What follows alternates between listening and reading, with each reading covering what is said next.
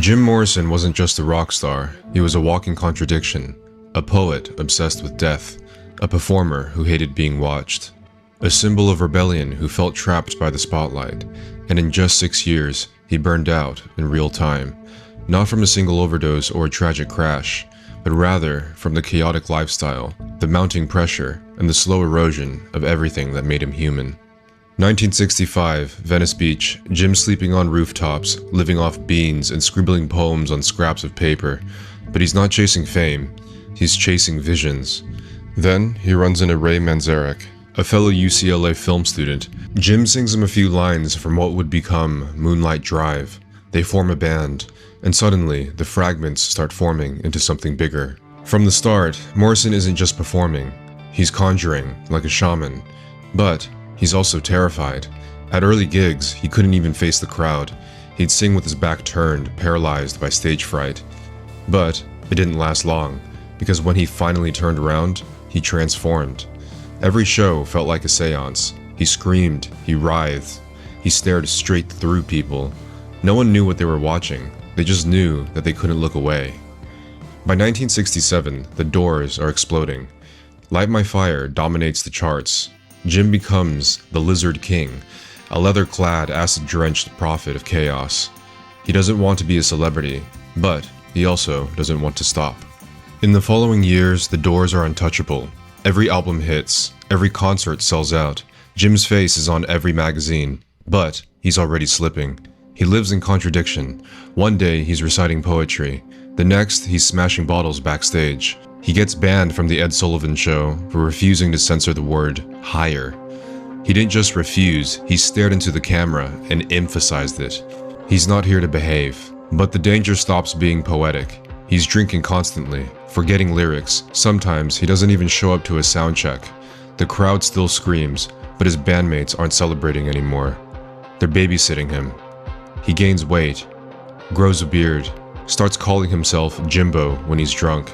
And Jimbo was violent, fights with Pamela, rants at strangers. He hated being idolized, but couldn't live without the chaos. By 1969, the tension is unbearable. He doesn't want to be the Lizard King anymore, but it's the only version the world will let him be. The fallout from the Miami incident was relentless. Morrison was hit with 6 criminal charges. It wasn't just a scandal, it was a national embarrassment. Airlines blacklisted him, promoters backed out.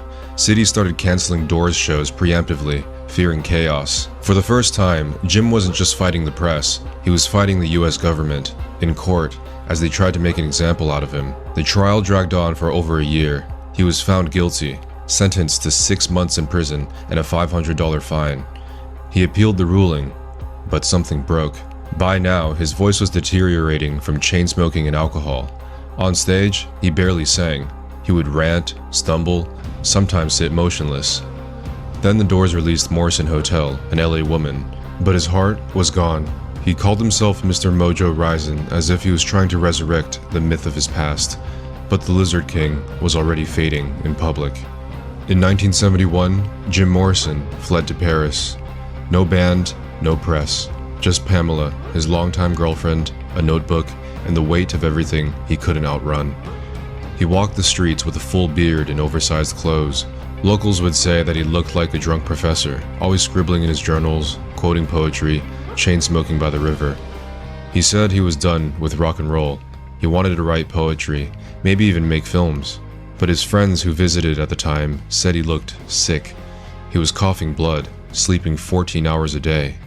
One called him a man trying to disappear. He told Ray over the phone that he felt free for the first time in years. But no one fully believed him. He was trying to detach, but his body wasn't keeping up. The years of chaos were catching up, fast. On July 3rd, 1971, Pamela Corson found him dead in the bathtub. There were no drugs found, no autopsy. The cause of death? Officially, heart failure. He was 27. He was then buried at a cemetery in Paris besides poets and revolutionaries. No funeral, no final show.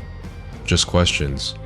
And the rumors never stopped. That he potentially died of a heroin overdose, that he faked his death, that he escaped to Africa. But the truth is simpler and heavier. Jim Morrison didn't go out in flames, he faded out. Slowly, painfully. and deliberately. Jim Morrison didn't die from a single overdose or one bad night. He died from momentum, the kind you can't stop once myth becomes identity. Fame, addiction, chaos, it didn't kill him instantly, it just wore him down until there was nothing left to burn. And by the time he got to Paris, he wasn't running from the law, he was running from being Jim Morrison.